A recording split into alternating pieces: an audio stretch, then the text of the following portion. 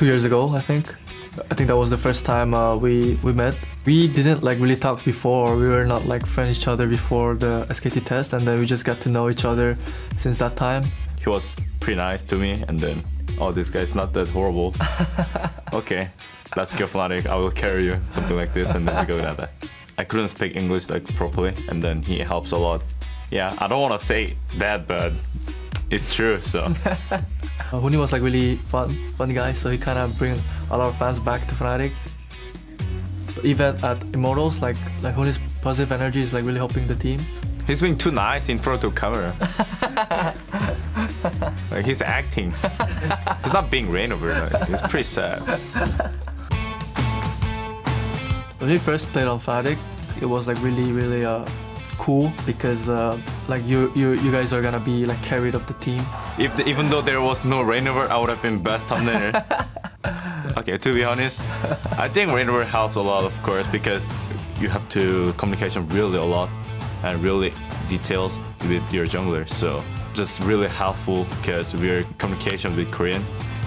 I don't really like playing safe, you know, like playing less risk. So me and Huni are both like really aggressive, and then both are playmakers. So like we kind of improve way faster than other players by trying a lot of stuff, and then the team really gives us a lot of resources. This kind of synergy are like really like helping us, like even though we don't intentionally like do it, but it just helps just by itself that the players have like similar like personality and then similar play style. Before the season started, everyone was saying, oh, TSM is gonna doing really well this season. So I think they started to getting used to it. So their performance is like kind of getting better. Their mentality looks really strong, you know, like they really play like solid outside of the first game. So I think it's not gonna be like easy win, but I think for sure we're gonna win. When I came Fnatic with Reignover, our goal was just beating EULCS. We just win 2 times in a row, and then we are in NALCS. We are here, so we will have to win NALCS 2 times in a row and then make worse again. If we lose, I think. No, we are not going to lose. There's no if. If you lose, free break, yay! No, just kidding. So if we lose, of course it's super fail. Like, it's gonna be really sad, I think. It will be fine if TSM play really good, that they are just better than us to beat us. But I think it's gonna be like really low chance that we're gonna lose. And then I just trust my teammates and I trust myself too, so. Actually, especially if I play real well and the Reignover lose alone, then I'm not gonna be sad, I think. And then I try to get new jungler maybe. Oh shit, I have to retire. Confidence and smiles on their faces in that video, but that was the second loss for Immortals this entire season. So there's going to be a lot of questions about how they'll react in this 5-game series since they have such a short turnaround moving into Game 2. This is where I turn to you two gentlemen and I ask you, given the fact that they sustained that first loss in a composition that they should have felt very confident in since that was the first game of the series, what are the changes we're looking for them to make moving into Game 2 so that they can come away with a victory? Starting with you. It's really simple. If you pick Lucian, please give it to Turtle. Keep Turtle off Jhin, and then pick Echo. Like, Echo top can still carry the game. Like, you can build it tank and you're still going to do a lot of damage. You're still going to have a lot of pressure. You're still going to be able to play make a lot. Like, Huni, get off of Lucian top, give it to Turtle, and play Echo, play carries, play Rise. Just play carries. All right, so some compositional changes. I definitely agree with the compositional changes. I feel like it's very hard to judge how the players are playing today on Immortal side based off the composition, because Huni on the Lucian was not delivering. He was playing Tank Echo last night on stream, and he was going crazy on it. So I know he can carry on this champion. I want to see if they secure it for him, or since they're red side, it might go over to TSM early. But I think that Immortals, you change up the draft a little bit, but I have to question, what are the pools like? Because what does Reignover know? Has he been practicing the Kindred? Does he have these other champions that are carries up his sleeve? Because if he doesn't, and it requires Huni to play the third threat of the team, then we may not see that tank top come out. All right, well, soon enough, we'll have the answers to these questions, I'm sure. It's time now to head to the caster desk to get us into Game 2. Thank you very much, Dash. Yes, we are here and we are ready to get in game 2. So are the players. So I'm not going to say the number because I got it wrong last time, chat, when I said 5 seconds. But let's go in as soon as possible. We're going to go in as soon as possible, which will be in some number of seconds that I will say after the fact and then pretend that I was right. It was about 10 seconds. It was about 10 seconds, yeah. We're actually in champs. There you go. Could have said it. Would have been close. By the way, PTL fans, this is iridescent celadine.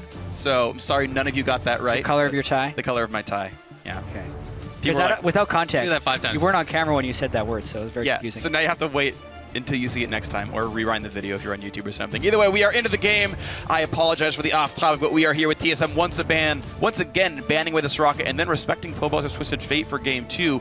Immortals actually banning the same 2 things they banned last time. So it's not just a blue side Azir thing, it's just a Bjergsen Azir thing. Yeah, well, I think it's one of those things they, at the current time, don't want to play either side of the matchup of Azir versus Vel'Koz, and they're just worried about the straight-up team fighting power of Azir, in my opinion. Yeah. I think the big question coming into this draft is really whether or not Immortals was serious about the triple AD carry comp, and if they think that just needs a few tweaks and will still be a great strategy, or if they just go to something completely different. And look at this. So the Ryze ban dropped off the table for a Rek'Sai ban into Reignover. Whoa. Kindred off the table. We know that the junglers last time were Graves and Gragas. Those are actually still up. So it's TSM, I think. I'm trying to figure out what the logic is in that it would push Reignover off of Gragas in the first place. Ryze also removed off the table. That was a red side. It looks like now mandatory ban. No one's willing to let the other team pick it early. There's a lot of junglers up for sure, so I don't even know if they need to prioritize it. Previous patches would say you need to pick Nidalee right away, but that might not be the case here with Nidalee, Graves, and Gragas all available after the nurse.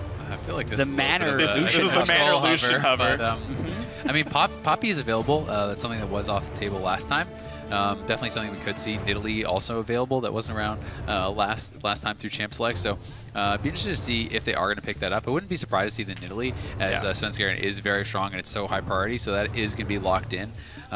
But yeah, speaking to what you're saying, do they commit to this 380 carry thing? We saw for the series yesterday, the Tristana, right? The Tristana getting like banned against CLG, and then it comes out, loses once, and they're like, nope, JK, it was just a prank, bro. We're not actually gonna play it. And the thing about these teams that have been through that have had the buys, they've had 3 weeks of scrims in this kind of closed environment where they can get a different view of what the meta is based on what we've seen. And like, obviously, for the scrim block CLG was in, Rageblade Trist was crushing it. Yep. And that's why they thought it was huge. And at least for Immortals, I'd imagine they had a lot of success running Lucian top lane. And they can do an incredibly similar thing here. It looks like no changes for Immortals at the start of the draft. They could still tweak it later because those are absolutely flex picks. Exactly. Both teams are internally consistent. TSM red side banned Nidalee, fearing it as a first pick, then first picked it here in game 2. Immortals, I guess they dropped a Poppy ban to add Ryze into the mix, but otherwise Corki and Karma were 2 of their first pick picks in the first place anyway. So it seems like right away there's no obvious tell that the teams are changing their core strategies. And I have to say, it's like,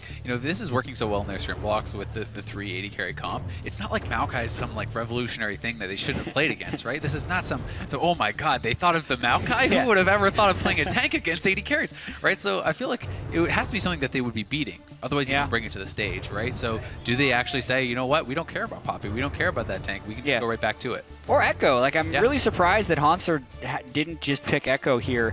Obviously, every team has their own experience, and the amount of Echo we've seen in the LCS that is victorious is obviously slanting our judgment to think that he's just unbeatable or just incredibly strong as a first pick, which I think is true, but these two teams do not think that. Even its win rate, though, is super, super high. It's at like 57, 58% or something like that in high elo solo right now. So it's definitely not just pro players successful, it's just successful everywhere. Well, small change coming in through here for this one, though, and it's going to be Gangplank into what almost definitely is the top lane at this point. I guess you can still flex things around, but theoretically, key for Huni, I mean, it's one of his better champions for sure, and this was banned all 5 games against CLG, specifically by Liquid. This time around, being left up and Immortals grabbing it. Yeah, I mean, I want to say it's for sure top lane, but after the last game, you never really know. It's possible that it could be AD, Corki, support, Karma, right? Yeah. So there is still that possibility. And after you see something that wacky from TSM side, they have to keep that in mind, right? It is theoretically possible. They could still even run Graves in the top lane and have their composition still make sense. Right.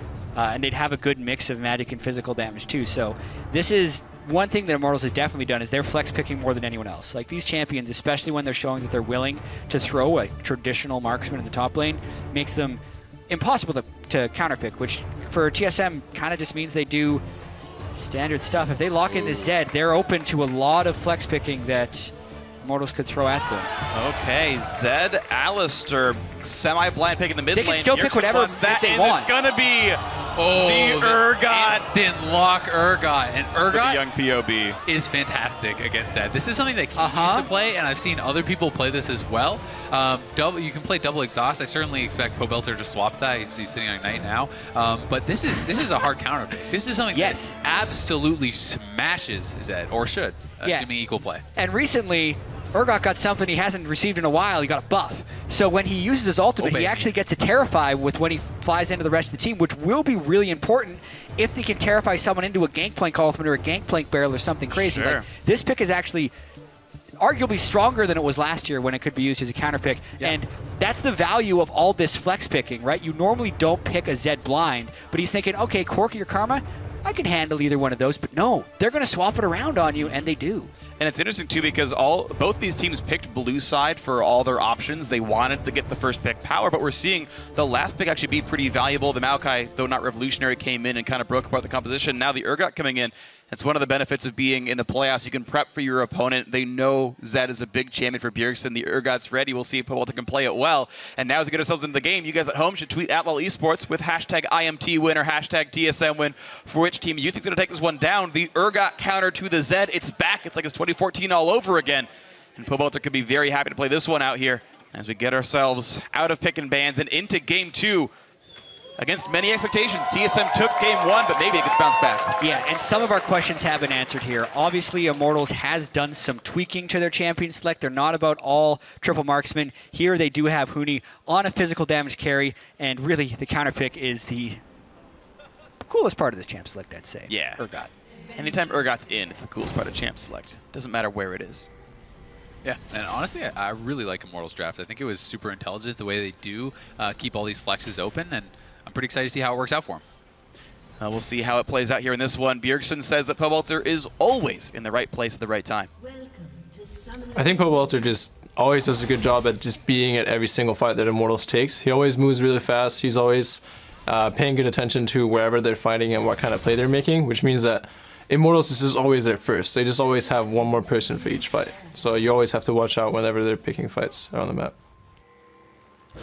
Well, we'll see. If it's one more person, it means Bjergsen's not there, and I trust that he's one of the most active players as well in League of Legends. So we'll see how that roaming situation comes in. Bjergsen will probably be a dedicated split pusher, and you have to wonder which lane he'll be able to split against. Gangplank probably not too hard, but Urgot will be almost impossible. Yeah, this is also the first Urgot we've seen in the 2016 season, not just in NA, but in EU or the LCK or the LPL. Just people haven't been playing Urgot at all. So really, this is a deep pocket pick for Pobelter. And I would say this time, the shoe's on the other foot. Immortals are the ones with the powerful team fight. I think that their composition is easier to execute this time. When you add in champions like Nidalee, like Zed, it's pretty difficult in an all-in 5v5 to actually play those champions properly. Definitely agree. Interesting to see Thunderlords was the option here for the Urgot. Certainly it's not too hard to stack the damage in, but didn't go for a tank keystone, which I'm actually a little bit surprised at as an Urgot. Yeah. You should be able to proc Thunderlords just by landing your E.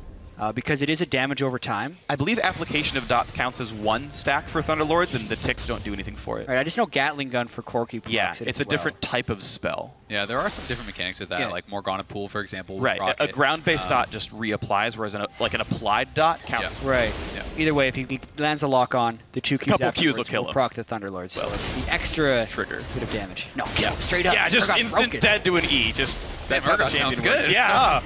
Why's he got a 43% win rate? That's weird.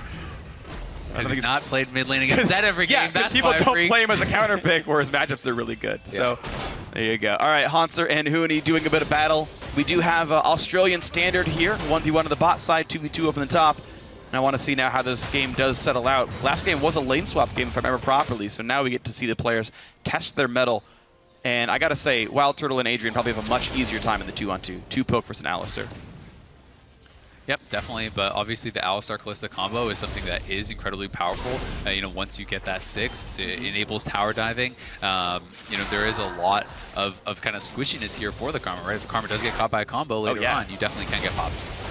I also wonder what type of pressure Immortals is going to want to put on the top lane, knowing they're against an Italy jungle. And I think so much of this early game could be triggered by Svenskeren versus Reignover and who can get the edge. Last game, Svenskeren was able to take both of Reignover's red buffs in the lane swap situation and stop Reignover from really having a large impact. Nidalee, I've seen have a lot of success when your team actually picks weaker lanes because the Nidalee then gets the jungle pressure and bails you out of your weaker lanes. Yep.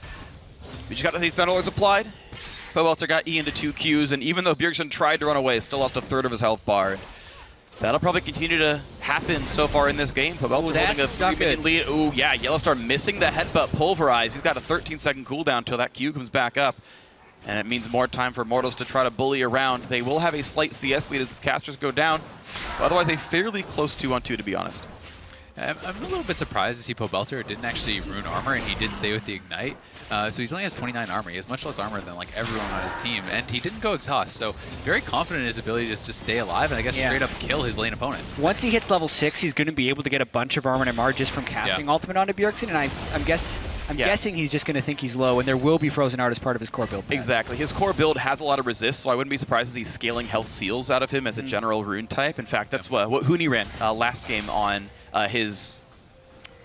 top lane Lucian? Top lane Lucian, yeah. Soul laner's scaling health. You have to be in a really dire situation to not run that rune right now. It's just the best.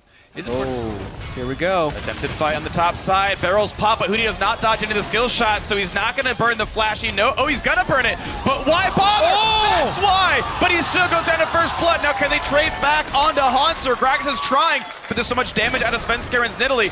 Meanwhile, topside 2-on-2 coming in. Exhaust onto Wild Turtle. Hanser did go down, but the re-engage. Ren will not quite kill Wild Turtle. He will stay alive, but still TSM up in kill. Ooh.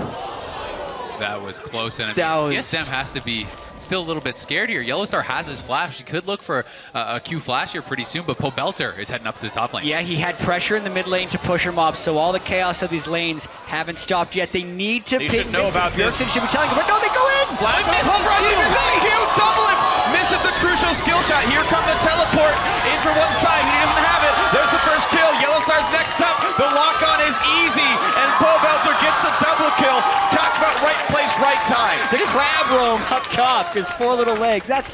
There's no way they should have got in for that fight. Yeah, how did TSM not expect that? That was really shocking to me. I mean, they saw that he was pushed in. They know that he's not in the mid lane. You know, where could he be? Maybe in the top lane where you're pushed up. And TSM makes a pretty huge mistake there, kind of throwing away their early advantage. Yeah, because their early advantage could have been gained by this gank down in the bottom lane. Hanser gets the steadfast presence up for the move speed. It's not like Huni's going to dash out of it, and Svenskeren gets a lot of damage through. Then I credit Hanser, he goes for the flash and gets the kill, because even though Reignover does finish this one off, Svenskeren's level 5 and is dumping damage down on him the whole time. So in order for Reignover to get that kill, as Hanser re-engaged in a bunch of minions. Ooh, that was close too. Svenskeren got it. Another close one, but that one didn't have the risk of the Urgot roam coming down or a teleport coming in to impact the lane. Whereas when you're looking at the side of TSM, like even if Huni would have respawned towards the back side of that, they could have been teleported on. But that's big. Look at the trap on Adrian. He's almost instantly going to go. He body slam. What a play from Svenskeren. That was super sick. Svenskeren is on for the playoffs, hoping to make his second career LCS final here in this one. Svenskeren has always been good in the playoffs. Even last year when he was on SK Gaming, he had some amazing performances in the playoffs, and his regular season was not looking like this. That was the flashiest play I think we've seen Sven make all year. I think literally incredible. And I mean, Adrian going to get caught out here, not expecting the Yellowstar Svenskeren combo, and in comes Reignover to the rescue, but boom, right over top, able to finish him off. Brilliant stuff from Svenskeren. And I mean, oh man, you know, looking at the mid lane, if you're Bjergsen, you're pretty sad right now because Urgot got 2 kills off a roam top. You're kind of just like, team, like I'm already in the counter comp. You know, I have more CS in my matchup? Question mark. Yep. Well, this matchup did roam up to get a double kill. This is not important, Jack. I'm feeding him in CS. How could you give him winning lane, guys.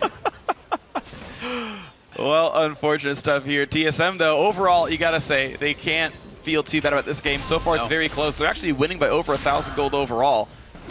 A lot of that is Nidalee. I mean, Nidalee really is going to be power farming early, and Svenskeren is playing Nidalee, you know, the way it's meant to be played. He's bullying out the other jungler. He's roaming around. He's getting ganks. He's farming hard. He's doing everything right now. He's up in CS. He's up in kills, and right now he's straight up outplaying Reignover. He is straight up outplaying Reignover. It's really impressive to see. Good stuff for Svenskeren. Finally, some competition for the Immortals players who had been just dominating everybody for pretty much the entire year, and everybody else in North America finally stepping up. Svenskeren dodges the wards, hops over clean. the pit, and he's coming to help. Although with the way Hanser's positioned, you'd think Huni would expect this. And he gets a barrel chain down to happen. He's going to go for the play, ulti in right there, and Hanser taking plenty of punishment, but guess what? Svenskeren will not be stopped, gets another kill. That was actually really slick, although it was a dangerous dive. The point-blank ultimate onto Hanser lined up perfectly with the spear from Svenskeren, which let them get all of their damage down onto Huni. They also know he went Sheen Cull, so he was very low on max health. They gotta get out of there. Yellowstar's gonna have to flash Yeah, out. Yellowstar. Oh, they swap double lift out. He will not get to flash away. Goes down, can't now ulti his teammate out. That's going to be easy pickup now onto this poor Alistair's got to go. But one kill turnaround. Bjergsen, good roam by him. Another one for Wild Turtle. 2 for 1 on the bot side. Favor for Immortals. Yeah, greedy play by the TSM bot lane, though. Just kind of disrespecting Immortals, going in for that blue buff. And here goes Bjergsen. In for the play. Deathmark is on. And that's going to be getting the kill right there. Pop goes the Deathmark. Shut down for Bjergsen. Thanks for the blue buff. Hey, you can be in a counter matchup, but that doesn't mean you can't fight back. Pobelter did not have his ultimate, which could give him automatic resist at the very end of that fight, but we talk about the greedy play from TSM's bottom lane. They just done a dive top lane, so they know they have no jungle pressure, and they're going right into the face of Reno. Double can ult and flash out. Oh, he has no ult, sorry, but he could have flashed out, but he gets swapped in by Urgot, and he could have flashed out and then ulted, because he got the ult off right before he died. Yeah. That's where Yellowstar pops out on. So that was the play they were going for the escape, but Pobelter just beat him there by a fraction of a second. Yeah, and on the Because backside. he did flash, actually. Yeah, he did flash, and yeah, I think about it, he did have ulti. Bjergsen able to kind of sneak in and pick up the kill on Adrian. That was nice. And picks up the blue buff off Urgot as well, so a nice transfer there from double lift. That was the long con. Yeah, exactly. Yeah. And of course, this Nidalee has continued to make a lot of great plays. 3-0 and 1. Finally, those 2 kills for Bjergsen were the first kills that Svenskeren wasn't a part of. Finally, because he was busy killing someone else on the top side. Definitely a huge semifinal so far from Svenskeren himself on this Nidalee. Now pushing in is Hanser, doing plenty of damage on Huni. And this is the moment of the game where TSM needs to be punishing Huni. For all of the regular season, Rainover and Huni have been crushing their opponents, but once again here, Svenskeren is ahead of Rainover, so he can't give Huni the jungle attention, so he might not have the chance to scale up on Gangplank here. He's trying with his call, and he's got Rainover behind him, but this is some real aggression from Svenskeren. The knockback is in. Svenskeren is... What an ultimate from Hanser! Pulling Svenskeren out of there. Wow, that gank was looking so ghastly, but Hanser turned it around. Beautiful stuff with the TSM top laner to save his teammate. Yeah, overall, not a good play from TSM. They spent a roam by Bjergsen. They didn't get a kill, and they had to expend ultimates. But it's better than it could have been, if not for that great ultimate from Hanser. Svenskeren didn't spend his Nice flash. play. Worth. Up summoner spells. Yep. Easy. Got the flash, boys. Uh-oh, here we go. Here's Hanser. Onto the bot side, onto Adrian. Bit of slow coming out from Hanser. Yellowstar on the wings, doesn't go in for the play just yet. Wild Turtle. Valkyrie's pretty well. Heaven Pulverize does land at Adrian, but did he really have the damage? A Mantred Inspire Shield comes out. They're pretty defiant here in this one. Yellowstar. He's just way too far ahead. I mean, no one was going to be able to follow up on that. But here comes Svenskeren. Plays the long con. Another person to the gank. Javelin on a Wild Turtle. Has to flash and does get away. Doesn't take any damage, but now onto the backside. Ooh, Rainover did not need to be there. He turned around, ran into 4, and dived for it. Yeah, Rainover, wrong place, wrong time. I mean, he just kind of walked in and killed himself there, and he's looking like a little bit out of sorts this game. Yeah, he is not looking good. He's so rarely in a position where he's behind the enemy jungler that I think it's very hard to adjust your play style to playing from behind. It's a much different mindset, especially on Gragas. But Svenskeren is 3 levels ahead of Rainover in this game. That's insane. There was only one game I could think of this entire season where Rainover actually did not look good, and I think that was the Rumble game. The one game he pulled out Rumble, and then he was like, nope, never again. Yeah. Well, Gragas is one of his core champions, so he needs to be able to do that well here.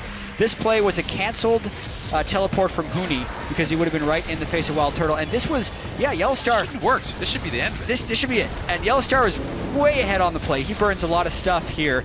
And Rainover is coming down to stop them, plus they have a pink ward. So I guess Wild Turtle and Adrian think they can stick around for farm. But then a really fed Nidalee comes around the backside and crucially lands a long-range spear onto Wild Turtle, which threatens with a whole bunch of damage. But like you say, what is Rainover doing there? There's still 3 other people down there by the turret. He could have just backed away. Yeah. No kills would have happened, and they would have been fine. And I mean, it just puts Svenskeren even further ahead. He's just been bullying him out completely, even stealing away the Wraith. So I mean, Svenskeren is on fire right now. He's picking up right where he left off in the quarterfinals against C9. Right. It's just, this is not the Svenskeren we had seen for the rest of 2016, but apparently the month of April is the month of TSM doing well in playoffs now. 7-5, up 3,000 gold, and who would have guessed it against Immortals? That's happening right now. Rainover and Huni, the big all-stars of this roster, looking at another 2-on-2. Yellow starting to up as well. It's a 3-on-2 on this one. Explosive cast separates, but Huni taking a lot of damage. Shield comes in, and a dodge shot, but another ulti in for Hanser. Adrian will land the root, but he's going to get attacked by this Nidalee. Wildcats on the loose. Svenskeren now forced to run away. A big shield into Gragas does not find a way in. Does the Strength of the Ages mastery, does that actually show? Because he actually, that gave it away then. He was sitting in the bush with no ward. Poppy actually killed the cannon, and the Strength of the Ages mastery kind of showed that little green as the zip heal or whatever. Yeah. zipped towards him. Healing an Aegis teammate. Yeah, it does. Not the luckiest play, but even so, the focus. Oh, smited. Never gets that over. All right, well now Svenskeren, he's taking some damage, and he was literally on fire after that one, but able to walk away with his pride and some safety because Doublelift is now soloing the blue buff on the bot side, and it's the second time in a row Doublelift has taken that away from Immortals. This time maybe not an elongated buff transfer to Bjergsen. Still a solid game by TSM, who have continued to look just very impressive. Game 1 has snowballed away pretty fast, and it was some good stuff by Immortals. This time around, it's just TSM in control. Yeah, I think this game is also interesting because this time TSM is more of the team that wants to snowball ahead early, whereas Immortals is going to want to scale up for Gangplank to actually have items, finish his call, have more impactful barrels and fights, and Pobelter will want to get the armor so he can be a shutdown champion for Zed. But now it's TSM's opportunity to try and take an early lead and snowball it to victory. Svenskeren is really putting as much pressure as possible, deep ward control in here, as well as trap control because he doesn't have a Sightstone, and they get that top lane turret that gives them a true turret to zero advantage. Yeah, and I mean, I do think Immortals definitely has that better scaling comp, but I will say as a caveat, it's not even nearly as extreme as last game, right? Yeah. This is not like a hard timer, it's just a higher execution barrier for TSM in late game. Definitely agree, and so far they've been executing pretty damn well, especially when you got a Zed. Execution is practically in his name, so we'll see how much more TSM can do as they continue to look super dominant. 4,500 gold is their lead at 15.5 minutes in. Definitely a sizable advantage for the blue team here, looking to maybe go 2-0 up in this semifinal series and face their destiny of CLG in the finals. They can make it happen. Yeah, I mean, Nidalee is a disgusting amount ahead. He's basically an entire Rylai's ahead of his opponent, which is just ridiculous. Like, you don't see that kind of a gold lead. No, it is 2,600 gold. Ouch. 16 minutes into the game.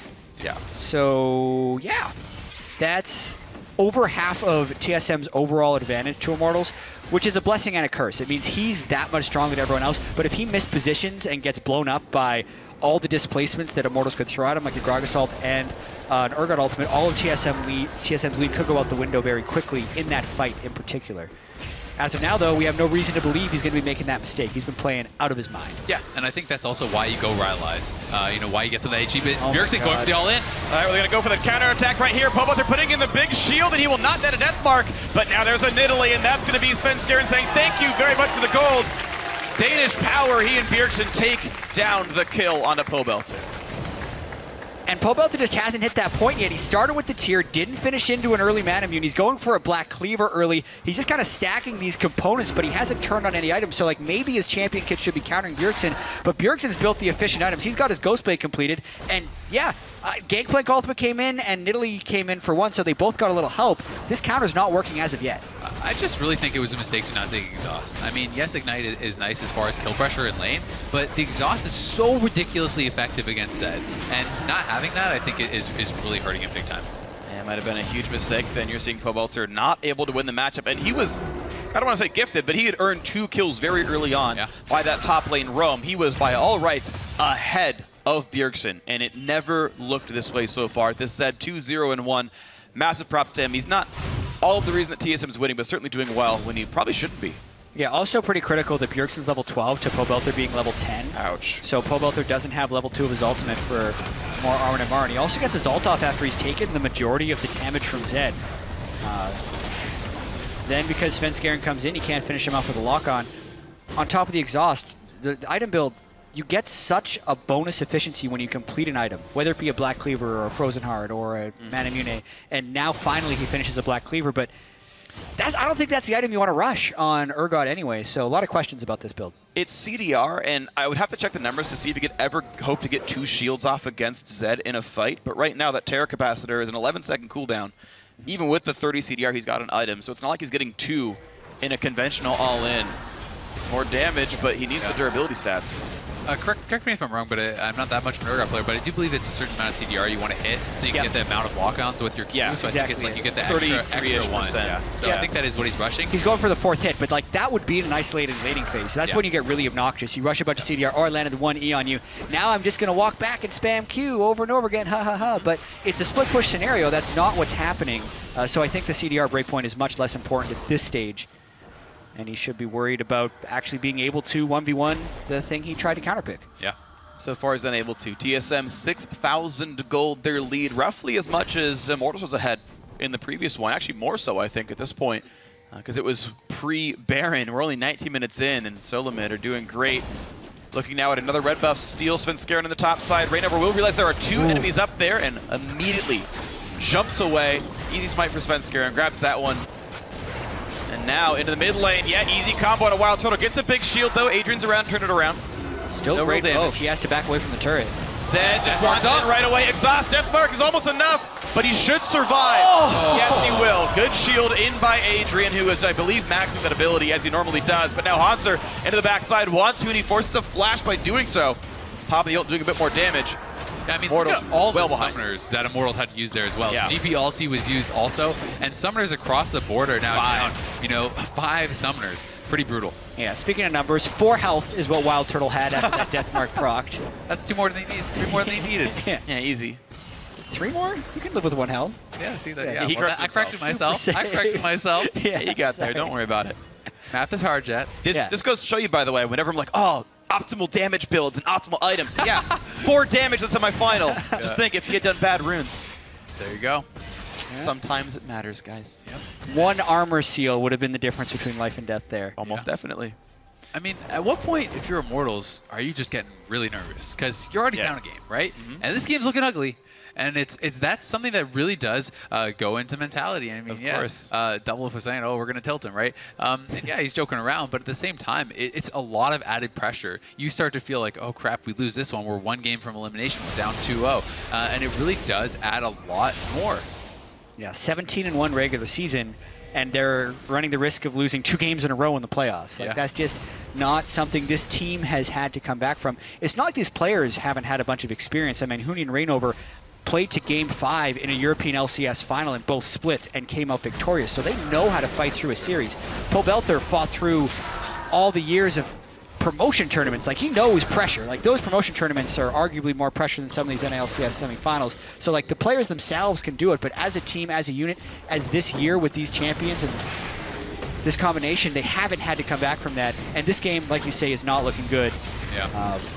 This could very well be a 2-0 series for TSM if they can get the split push going with Zed. And I mean, on the other side of things, TSM has got to be riding such a high. 3 straight wins to finish off C9, and now they're looking to win 2 in a row, 5 straight playoff wins potentially if they can finish this out. And that's just such a boost of confidence. You can see the stat right up there, 12 buffs. The total number of buffs that were taken away by enemy teams in their entire 18-game season, and it's 7 so far in this game and a half. 5 of them in this game alone. So that's the level of counter. I think that was regular season versus playoffs. Svenskeren is putting in. Yeah, exactly. Well, 18 regular season 5 games. This game. Sorry. 18 regular season games, 12 buffs were stolen, 2 playoff games. Right. 7. So it just goes to show the level of jungle pressure that Svenskeren and the rest of TSM are putting on to Rainover and Immortals here. And it's huge. This is a matchup that is super massive here. And talking about players who needed to step up, Svenskeren was definitely one of them. TSM went to grab top talent. That was the sort of drafting gold this season, is let's grab the players from around the world who are the very best. Yellow Star, who shot called to every EU LCS final actually ever. Yeah. Right, let's grab Svenskeren. Went to Worlds, had maybe a not great team supporting him in SK in the last year, and jumps into TSM, wants to get back into form. Find a good replacement for Dyrus in the top lane. Hanser, one of the great up-and-comers here in North America. Yet at the same time, all year, they've also felt like this somewhat fragile team. Like, no communication, one mistake, and everything falls apart. They throw these 10,000 gold leads.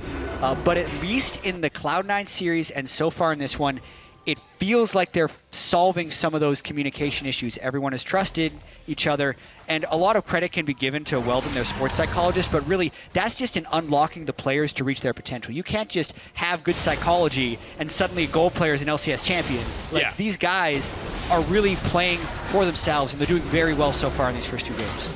And so much credit needs to go to Svenskeren. I mean, he's 4,000 gold up over Reignover now. He hasn't completed Zonia's. Absolutely a monster this game. And I mean, this is a guy who was kind of nowhere to be seen throughout most of the regular season, and he has just completely turned on in the playoffs. And you know, when you're looking at players that step up, people were saying, oh, you know, Bjergsen's got to go big, Doublelift's got to go big, right? And a lot of people aren't really talking about Svenskeren as the guy who could potentially be carrying them. Right. He's like, yeah, you're the dead weight. Everyone else try to carry it. Instead, he's the one doing all the heavy lifting. Because quite honestly, it's just assumed that he's going to lose to Reignover. Yeah. Everyone is just like, oh yeah, Reignover is the best. He is actually amazing because he has been throughout the regular season. But here they banned away his rec side. They first picked in Italy. His Gragas is okay, but it's a losing jungle matchup just based on the champions. And TSM is putting Svenskeren in a situation to succeed.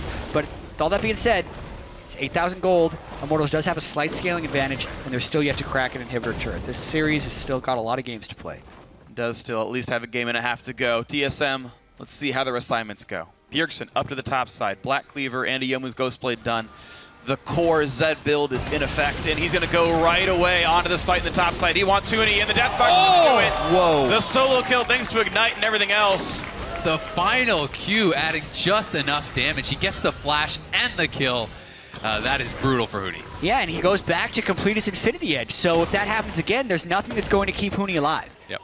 It's a tricky situation of playing all these squishy top laners, and if he's ever isolated against Bjergsen, it's going to happen again. Well, Immortals look for the play. They get the knockback in on the Svenskeren, who flashes over to the right-hand side, but Adrian still tracks and gets through, but in comes Yellow Star, and he's going to kill a support right back into it. Adrian is gone.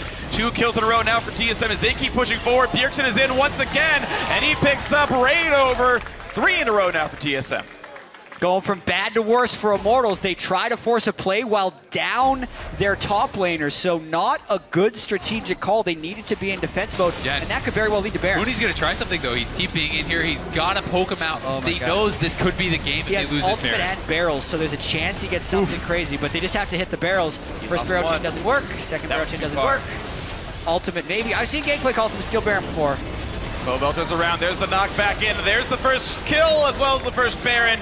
And Pobelter doesn't even need to be here. Wild Turtle looked the play, didn't get it, didn't get the pick off. And never mind me, that Gangplank ultimate's on cooldown for another 40 seconds, so that was really ambitious of Immortals to think they could stop that Baron, and it just puts them farther in a hole. I mean, honestly, I don't think they could. They did think they could stop it. I think it's just one of those desperation plays. They knew they needed to try something. They're too far behind. They couldn't give up a free Baron, and this is the play that led to it. Yeah, I mean, Reignover gets a body slam onto Svenskeren, and they think they were trying to chain it into an Urgot ultimate, but they can't get the isolation, and then the counter engage from TSM is just way too strong. Remember, it's going to be a 4v5 as Bjergsen comes around the back and picks up some easy kills. And Red Smite means nothing, just gets the damage down regardless. And this is really just incredible stuff by TSM. The individual picks by Bjergsen, the rest of the team collapsing so rapidly and finding more and more kills here. Doublelift, Hanser and co on point, chopping down these barrels before Huni can get any combos off, and there's really nothing coming out of Immortals. I mean, Huni is 0-4-0 this game. He's just been absolutely crushed so far.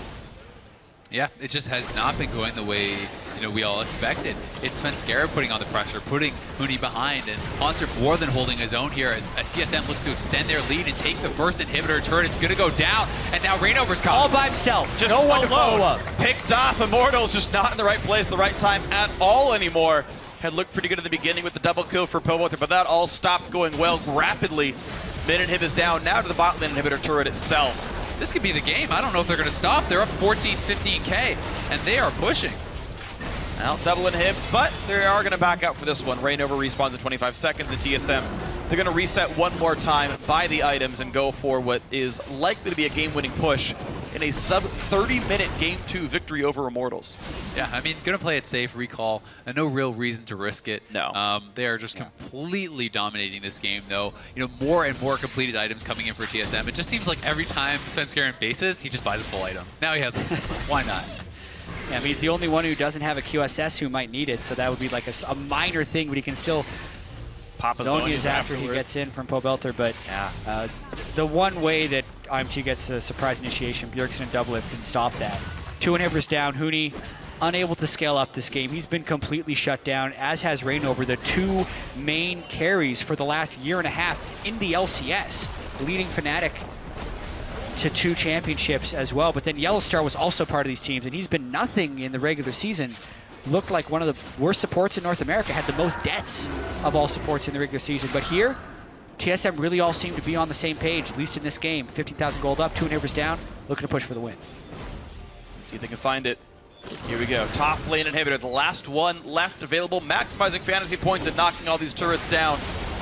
And here we go, Rainover at half HP just for some cursory poke. Now getting hit up again to 1/3, under 1,000 HP, body slams away. And Immortals has to look to fight. I mean, you can't give up a 3rd inhibitor and expect to stay in this game. They need to look for something, but TSM knows it, and they're playing intelligently around there. Here goes Bjergsen. Into the back line, Huni nearly dies for that one. Eats an He does die! Still goes down! Bjergsen, the solo kill under the Nexus turrets, and that unlocks the rest of the base. He went back and built the Infinity Edge. He started on a longsword. He's not changing his max health pool. Bjergsen's gonna kill him. And he does so. Now to the top side goes the team, the knock-in, and there's a kill picked up. A godlike Svenskeren. Would it be any other way? In goes Bjergsen. Thunderlord's triggers make that the ace. The final kill picked up for Doublelift.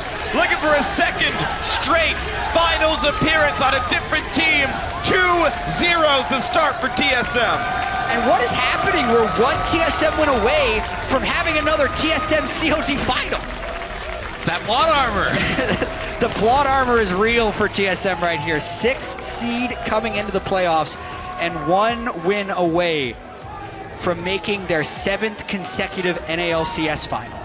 Yeah, I mean, coming into this, a lot of people would have said, yeah, it'll probably be 2-0 after 2 games. But not for TSM. Not for TSM. And Immortals has got to be shaken. Yeah. Yes. Absolutely true. And you have to kind of go back and re-examine what's happened here. It's TSM stepping up, first of all, right? Yeah. This is a much better team than we have been seeing in January, February, and March here. This squad looks so much better. Svenskeren, 20,000 damage, highest in the game, right? Outed everyone else on his team here. Doublelift's actually not even having to do anything here. You talk about players having to step up. Doublelift carry the dead weight. 6,000 damage. He only outdamaged Alistair and Karma. He's not required. That's fine. It's not like he's playing bad. He's just, that's not where the action is. It's Svenskeren just killing Huni over and over again. It's Pobelter not able to stop what Bjergsen's doing with his Zed split push, who got blind picked and crushed everything. It's just a great game by TSM. And I mean, is Immortals just getting too creative, right? Both of these comps with these strategies are not things that we've seen them use throughout the entire regular season. They went 17-1 in the regular season. If it ain't broke, don't fix it. At a certain point, you're outsmarting yourself. Yeah. But this is the weird thing. This is the trap that Immortals is going to be in right now, because with the 17-1 record, they were the only team to really be maining Soraka. They were the first ones to be playing a lot of Janna. They were one of 2 teams that ran carry top laners. So none of the stuff they were doing was standard across the league. So why would they think that when the meta changes, they have to be standard, right? They're going to have in their mind that they are smarter, that they are better, because they had been during the regular season. Right. But that doesn't look like the case right here. These compositions aren't working. TSM is shutting down their telegraphed styles with what Huni wants to do. Yeah. And they're either just going to have to do the same thing better or completely change it up. Exactly. And CLG just said, well, the new best style is playing the tanks and the Poppy and the Echo, and that worked out for them. We'll see if Immortals can find a style that works for them here, but TSM obviously very commanding here in the semifinal. And for now, we're going to check with the analysts to break down that second TSM win. Thank you very much, gentlemen. 2-0 now for TSM. I mean, the both of you predicted Immortals. How are you feeling right now in your predictions, Loco? There it is. There's the answer. I mean, I'm still going to make it to the gym by 4. Right. Just not the result I expected. I did say that TSM were going to be stronger than people expected, though, because I had been hearing things behind the scenes, but I did not expect this type of performance from them. And also from Immortals, it looks like what Azael was saying. They're overthinking things. I think they're trying to be too creative, and they don't really have to be. I think that they're good enough individually and as a team that if they just stick to what was working, then they'll find success. Well, there they are right now on the back foot. They're going to have to win 3 in a row in order to make it to the finals in Vegas. Loco, talk to me, though. Let's go all the way back to Champion Select, because we had some suggestions about what they should do. Put Huni on to a carry top laner, and they were able to pick that Urgot into the Zed, the supposed counter pick. So from a draft perspective, things looked to be good. So I actually really like the Immortals draft. Turtle is great quirky player, and Huni on a carry top, and Rainover on Gragas. Even though the meta is tank top and carry jungle, like these two champions are exceptional.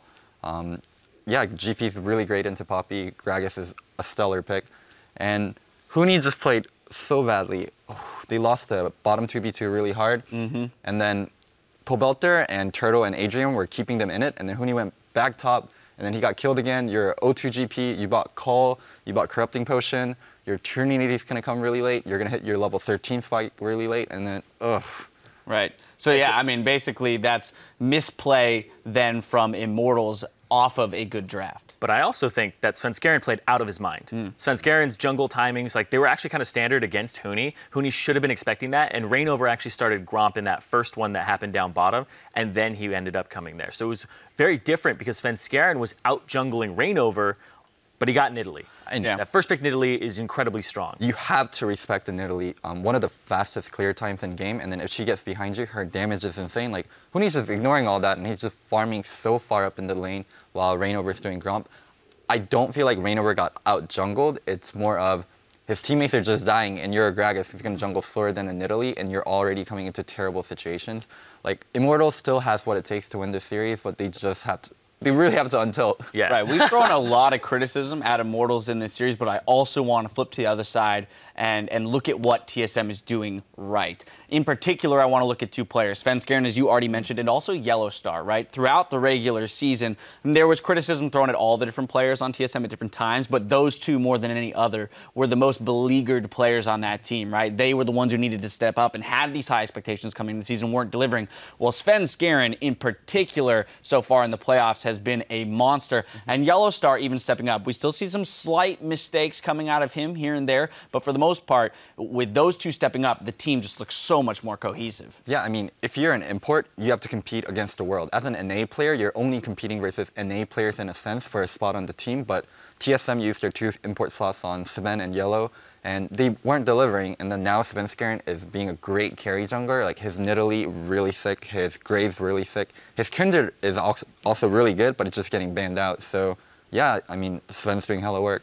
Yeah, I definitely think that Sven is stepping up in this series. He's synergizing with Hanser, and that synergy looks much more solid right now than the one that we're seeing from Immortals in this series. Svenskeren is getting kills up there. He's ganking the lane at the right time. He's actually communicating with them and saying, like, this is where the wards are going to be, this is where their wards are, and it just overall looks like a cohesive unit. They're leaving Bjergsen kind of on an island and allowing him to do his own thing, and he's stepping up. He's having the Bjergsen type of season that he was having last year.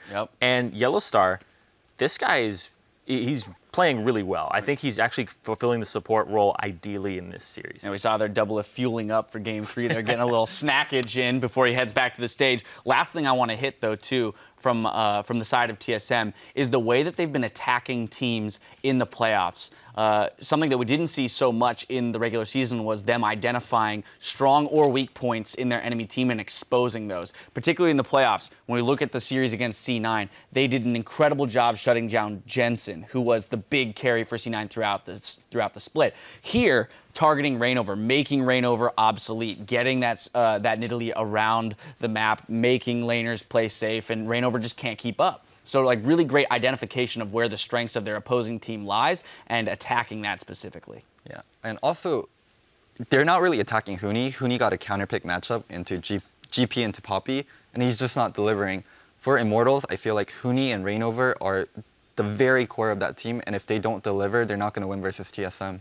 All right, well, as we mentioned, on the back foot, they need to win 3 in a row to come back. TSM, they're going to be feeling confident. They've taken a 2-game lead in this best of 5, so stick around to see if they're headed to the finals or if Immortals can keep the series alive. We'll be back in just 3.5.